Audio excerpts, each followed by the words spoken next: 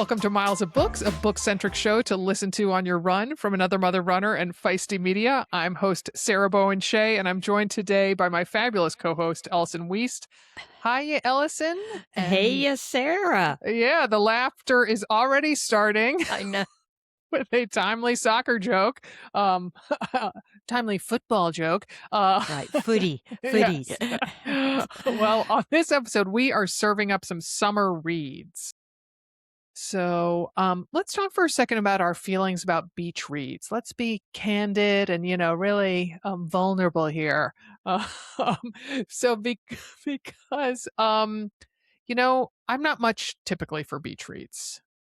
Neither am I. And Okay. haven't been for a long time. Yeah, I'm not sure. I don't know if I ever have been for beach read. Well, I went through a big Danielle Steele phase a long time ago. How about that? Reaching back into the... Yeah. Hey, I lived in San Francisco, she was right there up there in Pacific Heights, That's right. in her multi-million dollar mansion. So these aren't beach reads exactly, or in any shape, but these are books that we chose that are easy for lounging poolside or strolling on the sand. These books can be your companion if you're doing that. Yeah, definitely. Yeah. Yes. So we are starting off big with Whistler. It's from one of what I would posit is one of our finest living American novelists, Ann Patchett. So do you think that's hyperbole, or do you agree with my assessment? Not at all. Not at all. Great. I really think that. And what she has done for the community of reading, she also gets a mark in my book. A good one. Yes. All right. So summarize this book for us, would you? Yeah, you've got a middle-aged woman and her husband are strolling through the Metropolitan Museum of Art, right? And in New York City, when her husband cottons on to the fact that an older gentleman has been staring not at them, but at her, at his wife. And she really hasn't noticed it. The husband ends up going over and having a conversation with the older man. And it turns out that this gentleman is the wife's long ago stepfather. And as when she was a child, he was her stepfather just for about 2 or 3 years. And she has not seen him since she was about 10 years old. And she's now in her, I guess, she's 57, early 50s. I think. Yeah. Okay. Something like that. So it's been a long time. Yes. And so what Patchett does here is she takes us into how they get reacquainted, but also she takes us back to a very traumatic event that happened to both of them when the narrator was a young girl. The main character was a young girl, and what that precipitated and why they haven't seen each other in all this time. And, Patchett is... in anybody else's hands, I think this would have been a real problem. I think you remember how we've talked about several times on this podcast about how often you're in one area when it's a dual time novel and you're like, okay, let's get me back. I want to go back to the present. And Patchett, she could do this standing on her head with one hand. So I never had any of that. I don't know about you, but yeah. I mean, the way she spins both those stories, wow. So, I mean, I agree that she handles both timelines incredibly with great talent and aplomb, but this is very much a quiet book, as many Patchett novels are, but this one even more quiet than most in my estimation. So I would agree. Thus, the modern day tale, timeline could skew as slow or in a less kind light as dull. That there's a subtle beauty that came through for me, especially in the flashback scenes. And I'm not saying that I necessarily wanted to be in the flashback scenes, but I did find them more interesting.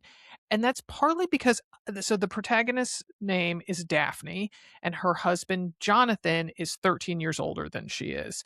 And that's germane because I feel he his treatment of his wife is very much that of a man of that era. And so I found him a bit annoying and patronizing toward his wife. And it kind of ruffled my feminist feathers a little bit. But as with all Patchett novels, there's this subtle beauty in the language and the symbolism. So good. Yes. And yeah, for instance, And the Mhm. growth of Daphne. Yes, yes, yes, there is that. Yes, talk a little bit more about that, would you?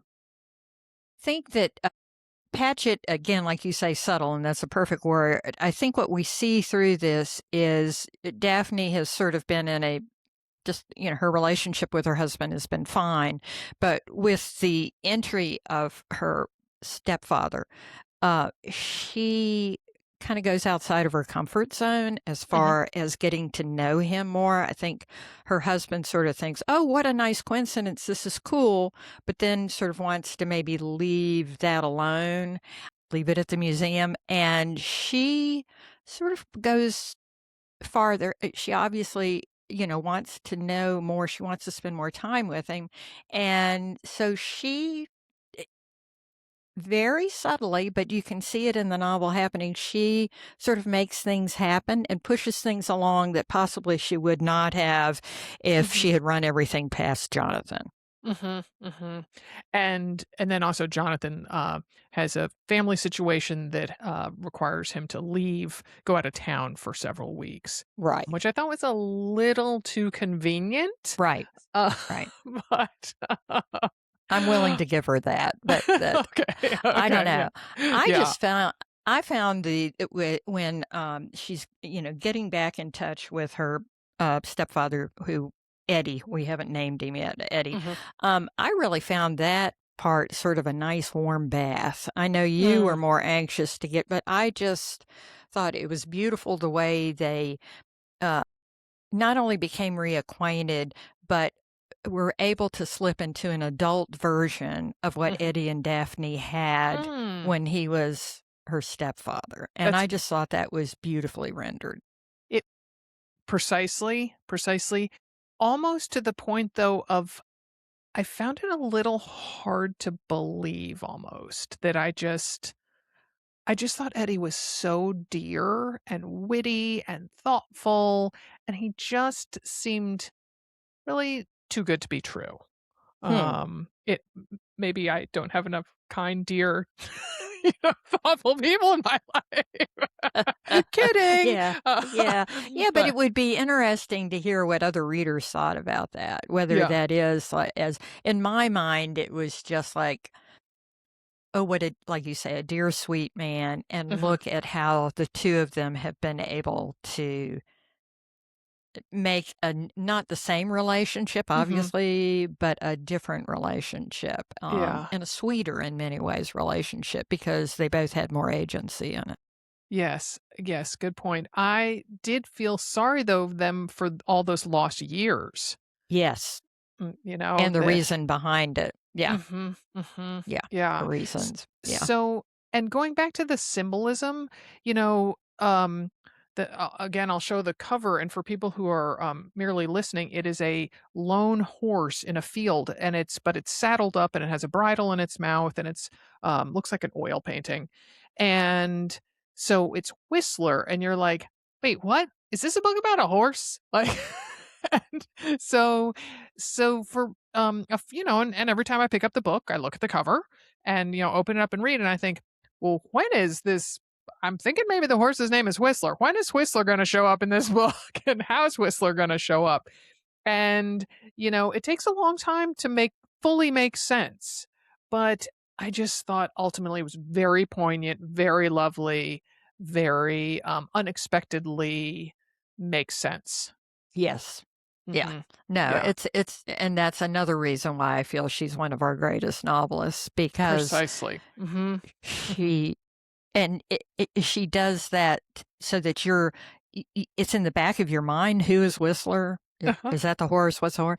But at the same time, you're not okay. When are we getting to the horse Uh-huh. part? Uh-huh. Not that at all. And then when she weaves it in, you're like, Mhm. ah, Uh-huh. Particularly because she spools out a little bit and then Right. a number of pages later, a little bit more, and each segment about Whistler kind of gets longer in the telling. And so then it's really envelops you. And then it's like, cue the angels singing, I get it, why this Right. story is being Right. brought in here. So so I'd love if we could rank Whistler compared to other recent Patchett novels. I did that with a Yeah. friend of mine. I should have looked up the text thread. And my friend liked, as I recall, liked Whistler better than the Dutch House, which Okay. I did not agree with. So for me, I still love Tom Lake the best. I just love Tom Lake. And then I adore the Dutch House.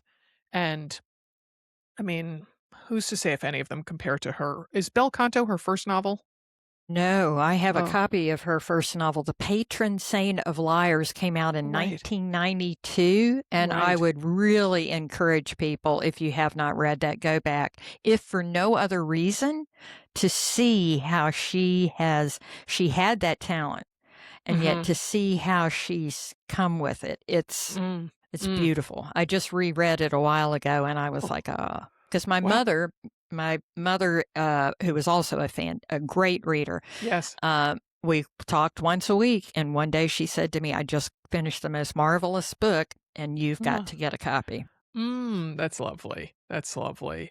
So, so I would put, in terms of more modern or more recent Patchett novels. For me, it would go Tom Lake, Dutch House, and then Whistler, and then Commonwealth. I didn't. That book didn't really too much stick with me. So, That was my least favorite. Well, actually, she wrote two after The Patron Saint of Liar, Taft and The Magician's Assistant, and mm. I did not finish either of those books. Oh, oh, So I just thought, okay, none, she burned none. out. Oh, yeah, Right, we can file right, Ann Patchett on the garbage heap. right. Thanks, Mom, but no thanks. Phoenix. And then she wrote Bel Canto, which is Mm, my personal favorite. I I love think that Bel novel. Canto is just marvelous. And, Mhm. if you try to sell it to somebody, well, if you start talking about the plot, which I won't hear, you're going to get a lot of glazed overlooks. So Precisely, and you'll be mine like, would, "Wha yeah. particularly, What? wait, the woman who wrote that novel also wrote Tom Lake? I don't Right, understand." Well, and it's right. kind of like, what is her one, The State of, Wonder, uh, the state of State wonder. of Wonder? That's another one that, travels very far afield. S Yes, very mhm, much so. In fact, yeah, that mhm. and Bel Canto is probably my favorite, and I guess, and then I would say Whistler, and then The Dutch House. Oh, oh, Tom Lake's not up there for you. Tom Blake, I enjoyed, Uh-huh. and I admired, but no, it's not. It's not up at the top for me. Mm, mm. I really enjoy. I mean, I can honestly say that with the exception of Taft and The Magician's Assistant, she's never really disappointed me. Commonwealth, I think, was sort of mediocre, but um, no, Mm. I loved what she did with this novel. Oh, fantastic. Fantastic. All right, it's time for a break to learn about the brands that support this show. More new novels to come. Okay, the next book is The Au Pair by Teddy Wayne, a twisty page turner of a domestic thriller. So tell us about it, please, Ellison. Okay, well, it starts off and you think, yeah, same old, same old. You got Stephen, who is a kind of one and done novelist. He had this novel that shot off, and he's been working on his second novel now for about 5 years. Mm-hmm. And to say that he's got writer's block and is stumbling is an understatement. In the meantime, he is married to Lily. Lily is an extreme go-getter, works in finance, is mainly the breadwinner of the family, also comes from a very wealthy family. And so Stephen sort of sees himself in some ways being relegated to a house husband, but they've always had a nanny for their two girls. They lose their longtime nanny, and Lucy says to Stephen, find us a new one. Mm-hmm. And Stephen does just that, and he finds a hot chick is she from no, she's Norwegian. Uh-huh. Astrid, Mhm. young woman. I think she's probably about 21, 22. Mhm. But she comes with all the accreditations, and so Astrid comes to New York and is the nanny. Mhm. And so then you think, okay, we're going to go into the same thing here. Her husband starts affair with the nanny, you Mhm. know, pandemonium ensues. But that is when Wayne sort of starts to twist things, because the narrator is Stephen, Mhm. and you get to know Stephen, and then something happens, something very unfortunate happens, and all of a sudden, we don't know who the good guys are. Mm. We think we know what happened, but do we? Mhm. And we think we know what is going to happen between Stephen and Astrid, but do we? Mhm. So there's a lot of uh, mind-boggling and sort of, what's happening here. Oh my gosh, he certainly is going to do this, isn't he? Um, and a lot of Wayne really plays with our psyches here. I'll just say that. What do Yes. you think? Yeah. So this novel hooked me from the get-go. And even though, a plot point or two strained credulity, I was willing to overlook that as it was a really enjoyable ride. As you say, you sort of, there were some curveballs that I didn't see coming, just it got my mind whirring as I was reading, trying to figure out where it was going. I started it on an airplane and I read it for the entire 2-hour flight. So, Wow. yeah. Yeah. So, that for me is really saying something. Yeah.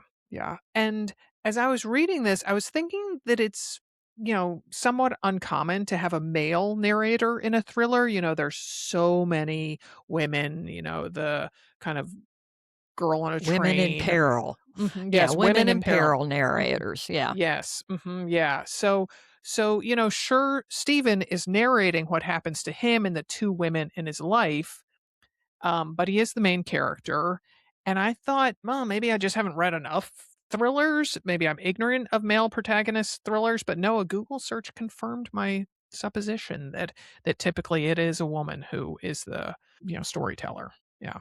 Yeah. And he could have done that. Wayne could have done that easily with this story, in Mhm, either Lucy or Astrid's voice. So I do think it's interesting he decided to have mhm, Stephen be the mhm. narrator. Mhm, Yeah. mhm. So yeah, I found it very very enjoyable, and I thought I felt like I was in capable hands with Teddy Wayne in the telling of the story. Okay, our third novel that's ripe for summer reading is The Shampoo Effect by Jenny Jackson. And yeah, tell us about the plot of this one. Okay. This one is probably, I, I, I noticed that you had not read Pineapple Street, her first I novel. Her first novel, You but I have have. since listened to it. Okay. Okay.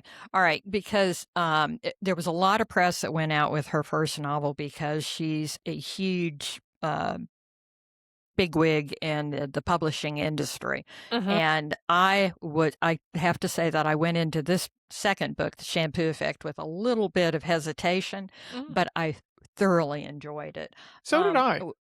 I thought it was better put together than I thought. And neither you nor I are in the age category that Hey now, hey the now. characters. Okay, speak for yourself.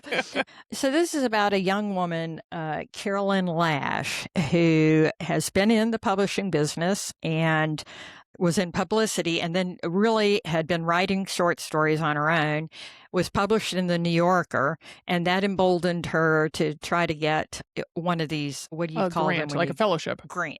Yeah, like a fellowship, like a McDowell or something. And she applies for this fellowship and gets it. And it's a very small sort of beach community, but a very small sort of high end beach community. Uh-huh. Um, Up in Cape and Cod. Uh-huh. up in Cape Cod. Good. All right. And it's for 9 months. And when she gets there, she really, even before she gets there, she meets a young man who is sweet, quirky, and it turns out that he actually works up there, and he is part of a group of friends that have known each other since they were very, very young. Yeah. He's not a good bit older. He's probably about 5 or 6 years, or maybe about 10 years He's, older than her, I would wasn't? say 8 to 10 years older than she is. Yeah, I think Yeah. she's definitely very beginning Gen Z. Yes. And then the boyfriend and all his friends are millennials. And that's Right. crucial because ultimately that's some of the themes in the book explore that.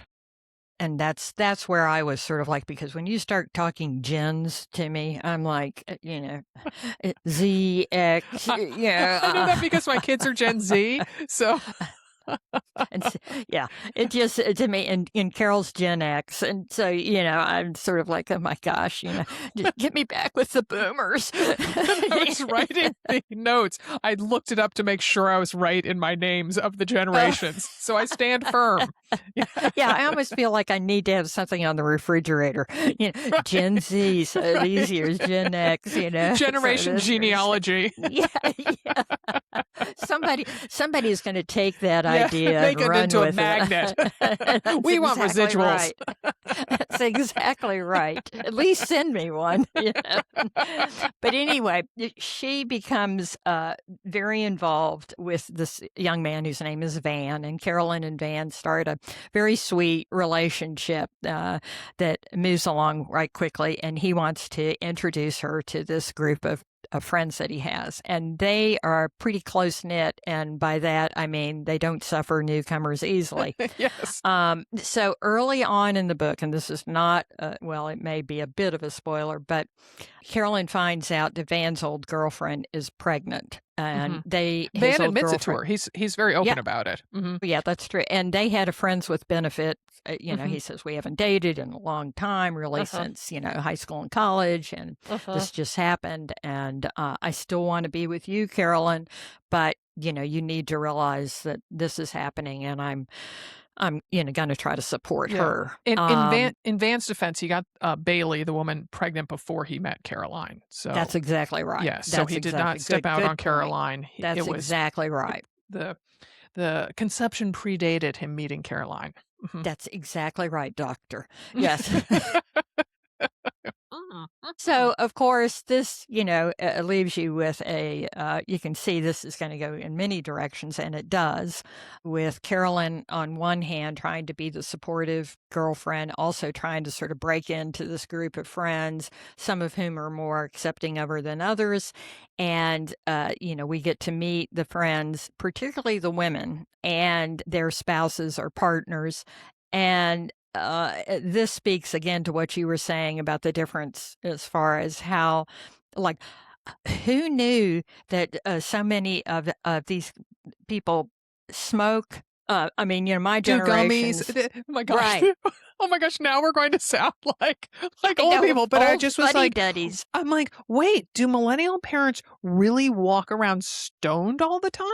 And that couple and take turns getting Yeah, I know, stoned. that's the thing. They take turns. So, you're on the even days, honey, and on the odd days, I get to take my gummy or take a few hits off a doobie. Like, I was like, what? Yeah. Yeah, like, aren't yeah, phones supposed to be enough to keep us entertained? Like, we have to numb out too.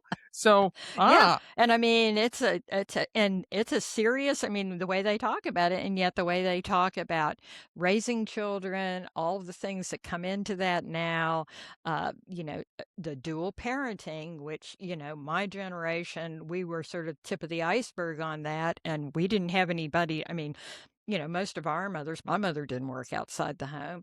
So it's interesting as coming in for my generation and seeing that.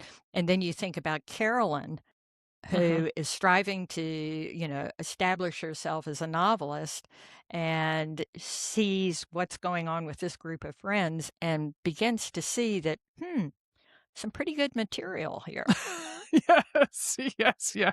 And it should be pointed out that so this town, this fictional town, is called Greenhead, and it is supposedly based on Ipswich, Massachusetts, which is where Jenny Jackson grew up, and then also where is it John Updike or John Cheever? John Cheever. John I Cheever, thought right? it was Cheever. I'm pretty It is sure. no, it is Yeah. Cheever because all the whole time I Yeah. was reading, I was thinking it was Updike. It's Cheever, and so it's John Cheever was from Ipswich, or at least that's where he set his kind of famous, really upstart novels that really And short stories. Yeah. yeah, and Yeah. blew open the 1960s bedroom communities and showed kind of what was boiling underneath the surface there. And so then she's in this Caroline is in this house that was this fictional John Cheever's his cottage, his writing cottage. So that to me was very interesting and a nice literary slant Yes. to the Shampoo effect. And I just also felt that Jackson really examined some really interesting contemporary themes. I found her it wasn't very long. I mean, it was only maybe half a page or maybe a couple pages, but kind of the difference between the sexual mores of millennials versus Gen Z. As the mom of a bunch of Gen Zers, I found that really interesting. And what it was, that saying that millennials are kind of the last generation that see things as binary. And so that was interesting. And I thought it was interesting to have Caroline be the sole Gen Zer. Yes. So Jackson really does a good job of bringing you into the novel with Caroline. Like, I feel like there's more pages given to her in the beginning so that she's established as the main character, but then she really fleshes out so many of the friends, to your point, mostly the women. And so then, the story, each chapter is, about a different person, and, she comes back to Bailey or whoever it is. And, but so that you're really kind of rooted in with Caroline, and then the rest get layered on with skill and finesse. Very much so. Very much. Mhm. And I loved also there's a one storyline where she's talking about this one couple having to be, especially the wife or the woman, having to be feeling like she has to take care of her parents, that Mhm. her parents are in a financial sort of a precarious position, Mhm. and that really toggles with a lot of what I'm seeing now, Mhm. is that Mhm. there are a lot of people my age who either have not saved adequately for retirement or have given their children a lot, just whatever, or they haven't been able to save. And so they're in a precarious position at the same time that their adult children Mhm. are trying to establish themselves, are raising small children. Mhm. And, it's another look at the sandwich generation. Mhm. Mhm. Yeah. Yeah. Yeah. So I thought this was a really engaging novel. I was always very excited to pick it back up. Yes. Um and so much so that I would kind of carve out extra time, instead of being like, "Oh yeah, I'm gonna keep doing Duolingo for 10 more minutes." I'm like, "No, no, no. I want to read the Shampoo Effect, and read for much longer than I planned to read." So so as I said, then I liked it so well. So then I went back and I listened to Jenny Jackson's debut novel that you mentioned, Pineapple Street, which again is similar. It has a fairly large cast of characters, all in the same orbit. But this time, instead of a group of friends, it's about a wealthy family in Brooklyn. Interestingly, though, I found both the main characters in The Shampoo Effect and Pineapple Street, Caroline and Georgia, respectively, who is the family's youngest daughter, I didn't really like them very much. I found them kind of insipid. Um, Yeah, and I wonder if that I don't want to say I don't think that was intentional on her um, effect and her, but I wondered. I think it is kind of intentional. Like Okay, yeah, just I just kind of wanted to shake them by the shoulders. right, Mhm. right, Mhm. right. Yeah. Yeah, Yeah. S- yeah, So, yeah. but I mean, the writing, the pace of the plot, they all kept me very engaged and entertained. Like, definitely bring this on a trip because you will be gravitating toward it repeatedly. That's what I think. And another book club book. I Mm. think even for somebody in, well, maybe not my generation. I'm thinking about how some of my peers might. But I My just Lanta, that is outlandish. now, what is this? What is it they're taking? Um, Wait. Yeah, exactly. yeah, Are those Sour Patch Kid gummies? No, not the same type of gummy. yeah.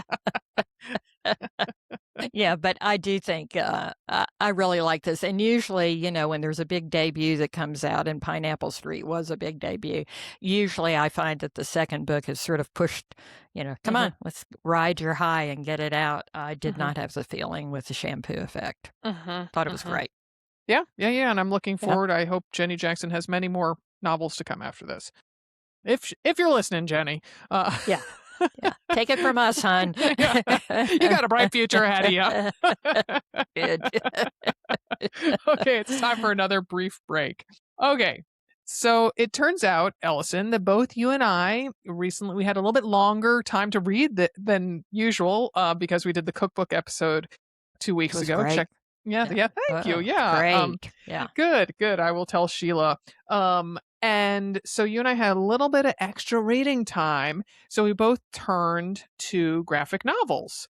So we Without decided. saying it. I know, And this was without not a conferring with each mutual. other. No No? text No. threads. Right. It was just Yeah. in the ether. So I'm gonna talk about the one that I just finished last night, and it is a hefty hardcover graphic memoir called Anxietyland by Gemma Correll, and this just debuted in April. So when I saw that, I was like, "Oh, we can talk about it." So it's humorously and poignantly explores the author's lifelong struggle, although she is somewhat young, with anxiety, depression, and agoraphobia, using the metaphor of a surreal amusement park in her mind to describe her appearances. And, again, remember that there's lots of pictures so that, it's almost a little bit like Candyland? I mean, she has this whole map in the beginning of Anxiety Oh my Land. gosh. Oh, Yeah, wow. and, I'm for those of you who are watching on YouTube, so there's the House of No Fun, there's the Depression Obstacle Course, the Worry Go Round, Downward Spiral. So Ooh. that was super clever, and Gemma, as you might guess from her name, is British, and, she combines witty, charming illustrations with honest, very vulnerable, and often humorous text, and I'm gonna admit that I was drawn to it. I forget where I read about it. I don't have any memory at all, about where. Uh, I will admit that I'm reading it in the hopes of being better able to understand my 2 daughters better. Like so many young people, they struggle with anxiety, and I'm trying to be more sympathetic to get a sense of how they move through the world because anxiety is not it's not in my deck of playing cards. So I just find graphic novels an easily digestible medium, so I feel I'm gaining some useful awareness from the novel.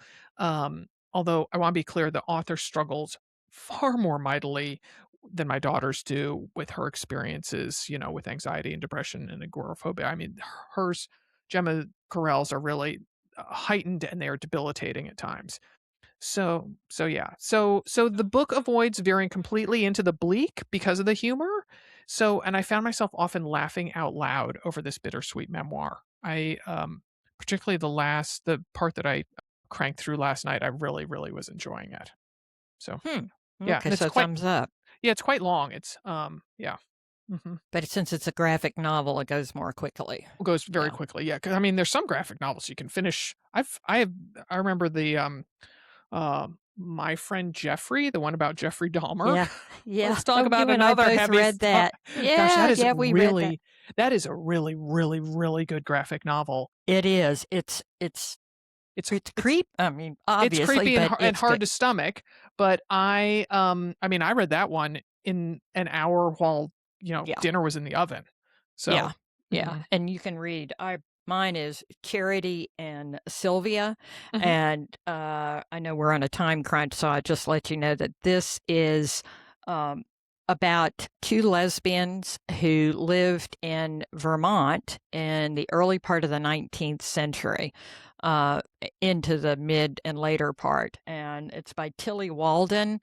Um, and she is a fantastic graphic artist. I've never heard of her before, but I read about this somewhere. And essentially, she just talks about these two women who not only lived together, but were accepted by many in their communities, in their families, even though it was never Hmm. spoken out loud as to what their relationship was, but they were together for over 40 years. Wow. And I just found it very compelling, very thought provoking, because you're sitting there seeing what these women had to go through, one of whom was a lot more outgoing than the other woman, the way that their families accepted them, and the way that the townspeople, and you're talking about a very conservative time and part of the world, also took them into their midst. I would recommend it. It's great. Mm, mm. And does that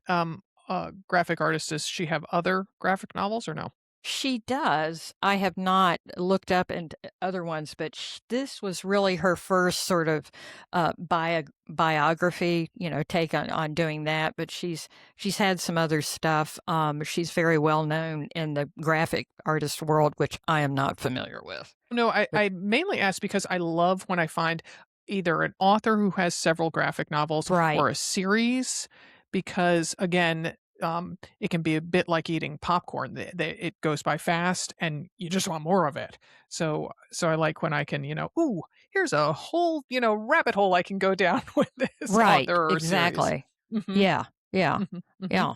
I think people should look her up. Great, great. All right. Well, thanks for listening. Please tell your book loving friends about this podcast. Miles of Books is a production of Another Mother Runner and Feisty Media. For more on Feisty and our other shows, events, workshops, and Feisty Fest, our 3-day multi sport festival happening this September, visit feisty.co. That's feisty.co. Bye bye. Stay feisty. See ya.